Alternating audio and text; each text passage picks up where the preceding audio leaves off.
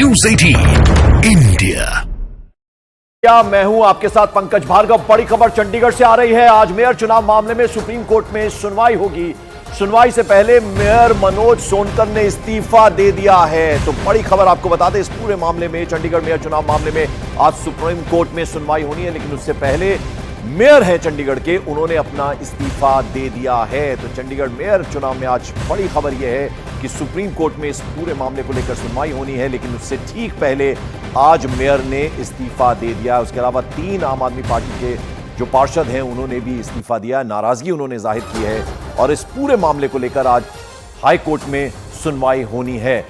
और 2 तस्वीरें हम आपको दिखा रहे हैं किस तरह से मेयर ने इस्तीफा दे दिया है, और आज इस मामले को लेकर अब सुप्रीम कोर्ट में सुनवाई होनी है। उसके अलावा 3 और पार्षदों ने भी इस्तीफा दिया है और नाराजगी जाहिर की उन्होंने कि उनकी बात नहीं सुनी जाती थी।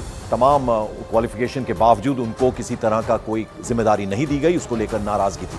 मेरे दो सहयोगी इस वक्त हमारे साथ जुड़ रहे हैं। विक्रांत यादव सुप्रीम कोर्ट से सीधा जुड़ रहे हैं, उसके अलावा मनोज राठी चंडीगढ़ से हमारे साथ हैं। विक्रांत, तो बड़ी खबर यह है कि मनोज सोनकर ने आज सुप्रीम कोर्ट में सुनवाई है, लेकिन उससे पहले इस्तीफा दे दिया है। देखिए, बिल्कुल पंकज, पिछली सुनवाई के दौरान सुप्रीम कोर्ट ने सख्त नाराजगी जताई थी, और जिस तरीके से वहां पर जब चुनाव करवा रहे थे अधिकारी, जो रिटर्निंग ऑफिसर थे, उनकी कलम को लेकर के जो सवाल उठे थे, वो वीडियो भी सुप्रीम कोर्ट ने देखा था।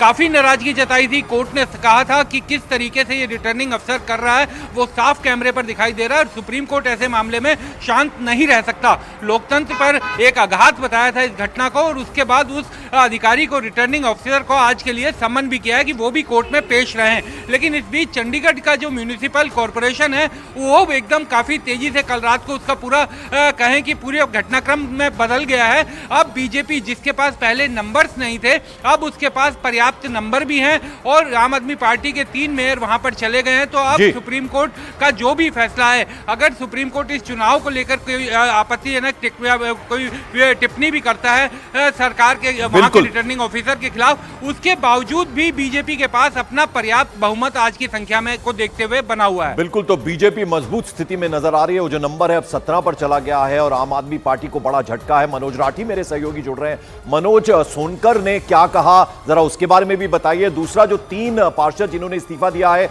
वो बेहद नाराज बताया जा रहे हैं। उनका कहना है कि हम पूरी तरह से क्वालिफाई करते हैं, कोई जिम्मेदारी उन्हें नहीं दी गई, और एक पार्षद ने तो ये तक कह दिया मनोज कि मुझे अब लगा कि मैं अब सही काम किया है, यानी उधर से इस्तीफा दिया और बीजेपी में शामिल हुआ हूं।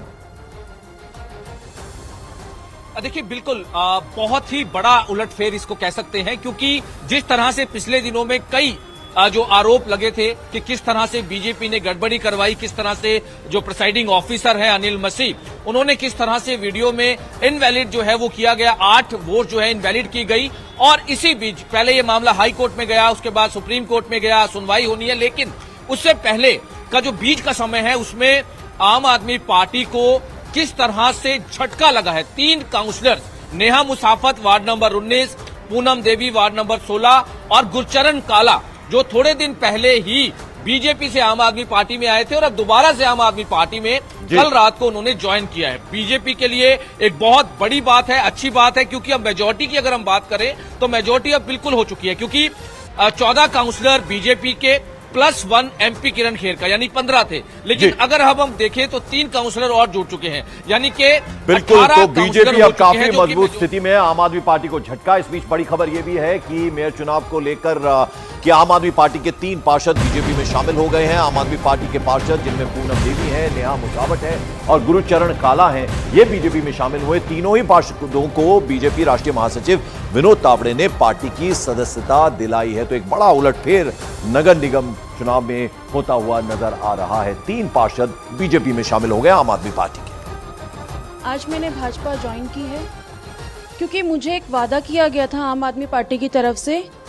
सबसे ज़्यादा मैं उनमें एजुकेटेड कैंडिडेट मानी गई थी मेयर इलेक्शन के लिए, लेकिन एक झूठा वादा किया गया कि आपको मेयर कैंडिडेट बनाया जाएगा, लेकिन एट दी एंड उन्होंने किसी और को मेयर कैंडिडेट बना दिया। तो ये झूठा वादा उन्होंने मेरे साथ किया। आज मैं प्रधानमंत्री मोदी जी की जो गरीब कल्याण के लिए उन्होंने कार्य किए हैं, दलितों के लिए कार्य किए हैं, उससे प्रभावित होकर भाजपा ज्वाइन कर रही हूँ।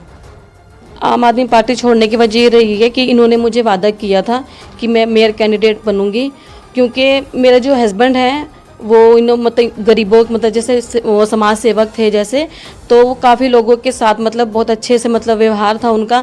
लेकिन उन्होंने ना जो हमारी आम आदमी पार्टी है, इन्होंने गलत उनको उसमें फंसाया गया है। मेरे जो पति अब जेल में हैं, तो मैं ये सोचती हूँ कि वो एक झूठी पार्टी है, इसलिए मैं उस पार्टी को छोड़ना चाहती हूँ। मैं तो 1.5 साल पहले बीजेपी में आ गया था और हूँ भी बीजेपी में रहूँगा और हैं भी बीजेपी में। कुछ कारण करके मैं गुमराह हो गया था, ਮੈਨੂੰ पार्टी ने गुमराह कर दिया था, फिर उत्थे जाके साढ़े फोन बंद करा दे, इस करके थोड़ा जाके लेट हो गया, दोबारा मैं आना पै रहा। बीजेपी का है और बीजेपी का ही रहूँगा। और चंडीगढ़ में बीजेपी अध्यक्ष जतिंदर पाल मल्होत्रा ने कांग्रेस पर निशाना साधा। उन्होंने कहा कि कांग्रेस कार्यकर्ता नहीं चाहते थे कि कांग्रेस का मेयर बने, इसीलिए क्रॉस वोटिंग की गई।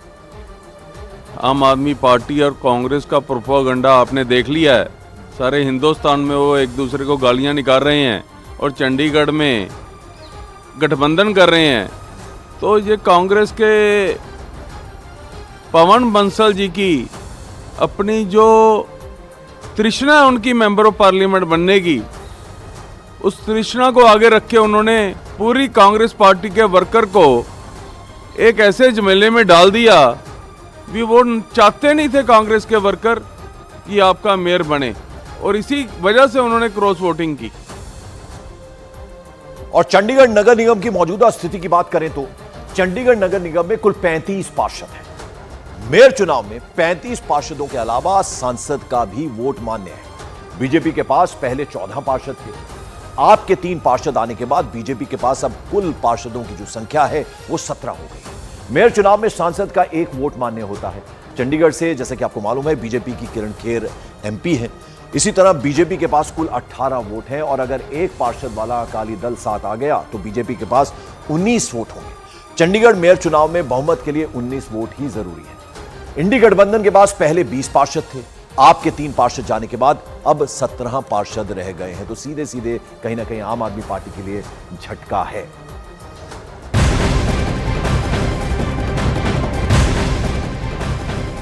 और आपके 3 पार्षदों के बीजेपी में शामिल होने के बाद चंडीगढ़ नगर निगम में बीजेपी की स्थिति मजबूत होती दिख रही है। आपके 3 पार्षदों के बीजेपी में आने के बाद अब नगर निगम में बीजेपी के पास 17 पार्षद हो गए हैं। ऐसे में 1 वोट चंडीगढ़ सांसद का होता है जो कि बीजेपी की किरण खेर है, और अगर 1 पार्षद वाला शिरोमणि अकाली दल भी बीजेपी के पक्ष में वोट करता है तो फिर बीजेपी के पास 19 वोट हो जाएंगे। और मेयर बनाने के लिए चंडीगढ़ में बहुमत का जो नंबर है, जो आंकड़ा है, वो 19 यानी 19 ही है। तो बीजेपी काफी मजबूत स्थिति में अब नजर आ रही है। और आम आदमी पार्टी के 3 पार्षदों को बीजेपी में शामिल कराने के बाद बीजेपी राष्ट्रीय महासचिव और चंडीगढ़ चुनाव प्रभारी विनोद तावड़े ने कहा कि सभी पार्षदों को सम्मान मिलेगा और तीनों को अहम जिम्मेदारी भी दी जाएगी। साथ ही साथ उन्होंने आप पर पार्षदों के साथ धोखा करने का आरोप भी लगा दिया। चंडीगढ़ के पार्षद गुरुचरण जी, नेहा जी और पूनम जी आज भाजपा में प्रवेश कर रही है। चंडीगढ़ में जिस प्रकार उनकी पार्टी ने उनसे जिस प्रकार व्यवहार किया उससे वो नाराज थी। क्षमतावान पूनम जी और नेहा दीदी हैं, गुरुचरण भी क्षमतावान हैं। उनकी क्षमता के अनुसार भाजपा उनको मान सम्मान न्याय देगी।